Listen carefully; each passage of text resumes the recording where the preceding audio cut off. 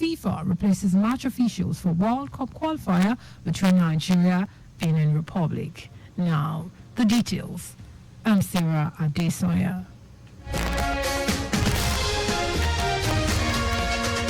Lagos State Task Force has served a removal notice to squatters and occupants of shanties and illegal structures at Alabarago in Ojo local government area of the state, directing them to vacate the area immediately.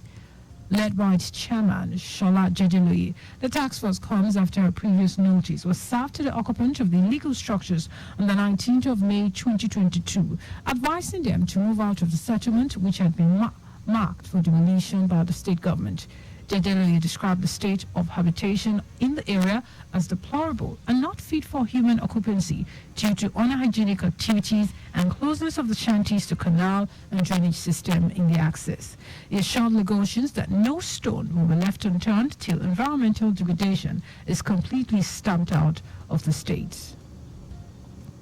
The Lagos State Independent Electoral Commission, LASIEC, has engaged media practitioners in a significant stride towards ensuring greater voter participation in local elections in the state. Permanent Secretary LASIEC, Laila Oki, while addressing participants at the engagement ceremony, said this underscores the media's vital role in the democratic process, acting not only as informers but also as watchdogs.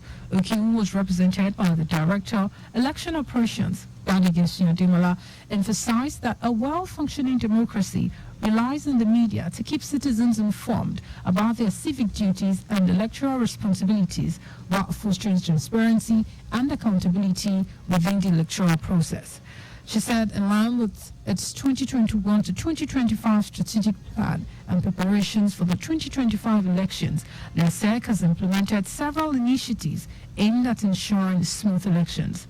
Oki listed them to include incorporation drama skit on voters' education, launching civic education campaigns in secondary schools, engaging with critical stakeholders, including political parties, persons with disabilities and other vulnerable groups, and construction of the new Center for Geographic Information System, amongst others.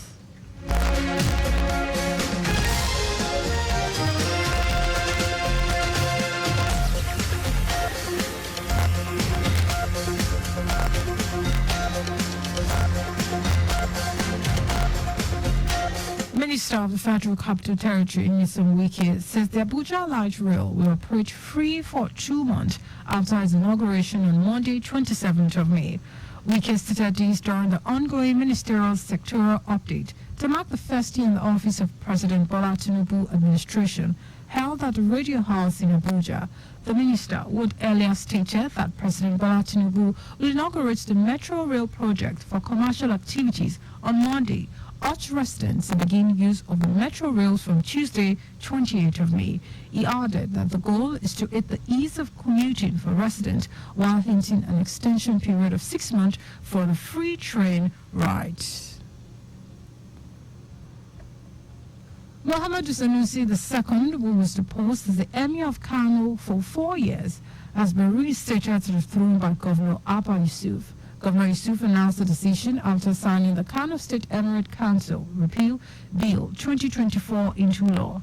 It said with the full support of the Kingmakers, he has approved the reappointment of Sanusi Lamido. The new law replaces the Kano State Emirate Council Law 2019 and dissolves the Emirate Councils created by former Governor Abdullahi Ganduje.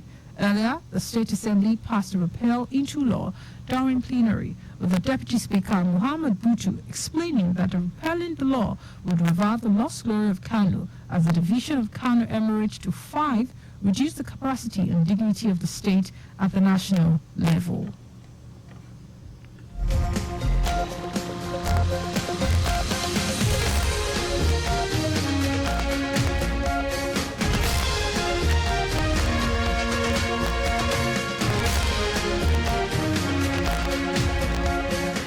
The rest of the story, respite come the way of residents and business owners in Okwaja community of Lagos State as the Federal Ministry of Works has reverted to the initial alignment of the right-of-way for the Lagos-Calabar Highway Coastal Project. Minister of Works David Umahi announced this at the stakeholders meeting to resolve environmental issues and compensation on the project. Umahi, who sought the cooperation of stakeholders, said the reversal to the original gazetted route was made possible by the intervention of President Bola Tinubu to save houses and businesses in the community. Redesign Section 1, which is 47.47 kilometers ending at Lekki, sending out that road that Lekki, and so that has been fully awarded and procured, and we can say that we've done everything possible to put human face in the alignment and realignment as Mr. President directed. Umahi, while stating that the economic benefit of the project outweighs the pains, also said the design of the Section 2 of the road, which starts from Lekki Deep Sea Port and ends at the border of Ogun and Ondo State, has been designed and awarded. He added that President Bola Tinubu will flag off the 700 kilometers road on Sunday, May 26th. Earlier, stakeholders representing a communication company located within the Okwaja community had complained that a submarine cable that cuts across about 33 countries in Africa had been tampered with in the course of the highway construction, as a result of which some parts of Africa went blank of internet a few months ago. Our correspondent, Abiola Fagolagon, reports that 10 more people affected by the demolition process were compensated.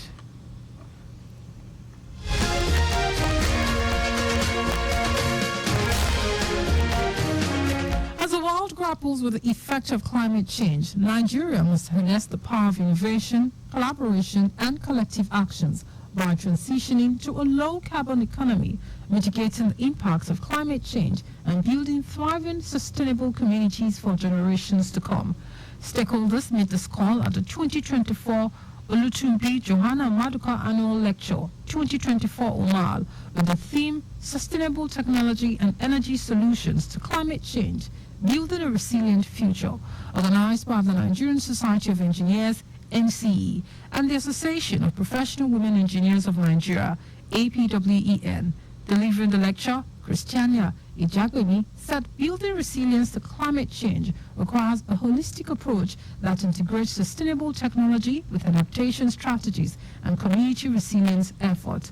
She also charged government at all levels, citizens and all stakeholders to invest in green infrastructure such as flood barriers, green roofs and coastal restoration projects, which can reduce vulnerability to extreme weather events and sea level rise.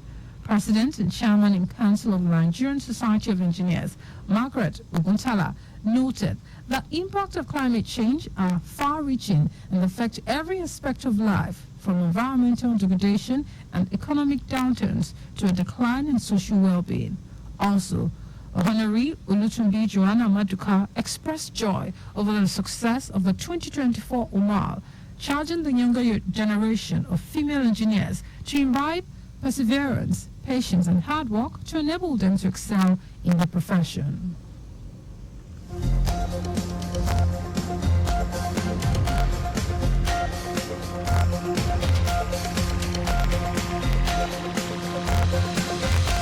And in foreign news, United States President Joe Biden has named Kenya as a major non-NATO ally, making it the first sub-Saharan African country to receive that designation.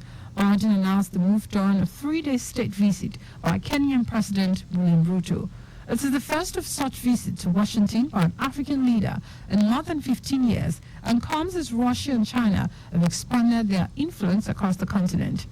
President Ruto said Kenya and Africa have a strong and committed friend.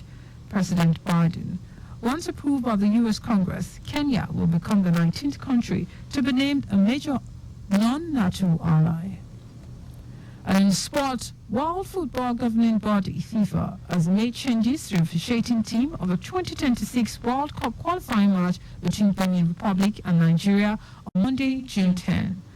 The changes have sent parking Ethiopian official Balak Uyese, who was originally designated as referee for the encounter, scheduled to kick off at 4 p.m. In his place, Gabonese official Pere Acho will now be the referee, while Uyese's compatriot Tenisa Atango and Tigle Blachu have been retained as assistant referee 1 and 2. The originally designated referee, assessor, match commissioner and security official retained their places in the encounter that comes up only 3 days after the Super Eagles Bafana clash at the Godswill Pabio Stadium, Uyo. Remains of late Deputy Chief of Staff to the Lagos State Governor, Mr. Boyega Shoyanwo, has been committed to Mother Earth at Ikoyi Cemetery. Late Shoyanwo was appointed by Governor Babajide Sanwo-Olu in 2019 as Deputy Chief of Staff till his demise on May 15 after a brief illness at age 55. While speaking at the funeral service held at Redeemed Christian Church of God, City of David Parish, Victoria Island, Pastor Dapo Akinshu, who read from the Proverbs chapter 22 verse 29 and Romans 12 verses 14, prayed for the repose of his soul and urged those who were still alive to use their position to better the lives of less privileged in the society by being selfless in service as exemplified by Jesus Christ. Earlier in his remarks, Governor Babajide Sanwo-Olu described the late Adegboyega Shoyanwo as the engine room for his administration, whose death has created a large vacuum, and implored the family of the deceased to take solace in God that he lived a good life and touched many lives positively on earth. And of profound commitment to the greater good work Adegboyega has left behind, and legacy will continue to inspire us, will continue to guide us, and remind us of the power of life of dedicated service to humanity. And therefore the challenge now belongs to you and I, who Boyega has left behind. The ball is now in our courts to make our time here on earth count. Widow of the deceased, Mrs. Yewande Shoyanwo, eulogized her late husband and appealed to anyone he might have offended, while to forgive him for his death is inevitable. Being a legacy of selflessness. The Bible says, no situation ends. I never thought that situation would include the loss of Boyega.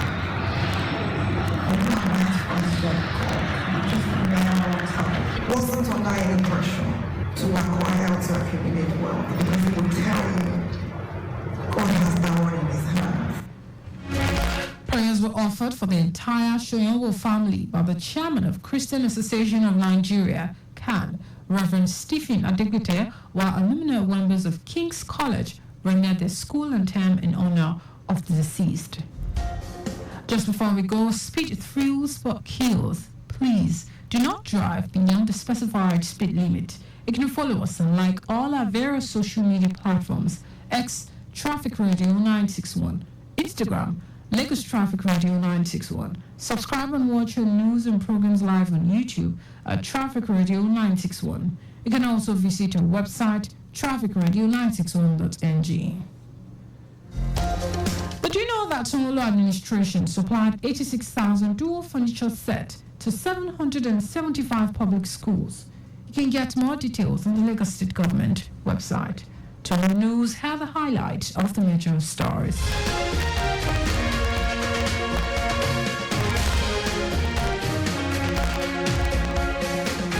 Lagos State Task Force has served a removal notice to squatters and occupants of shanties and illegal structures at Alabarago in Ojo local government area of the state, directing them to vacate the area immediately. Respite has come the way of resident and business owners in Okwaja community of Lagos State, as the Federal Ministry of Works has reverted to the initial alignment of the right-of-way for the Lagos-Calabar Highway Coastal Project. We also told you that the United States President Joe Biden has named Kenya as a major non-NATO ally, making it the first sub-Saharan African country to receive that designation. And in sport, World Football Governing Body, FIFA, has made changes to the officiating team of the 2026 World Cup qualifying match between Benin Republic and Nigeria on Monday, June 10. For contact with the newsroom, send a message to info@trafficradio961.ng.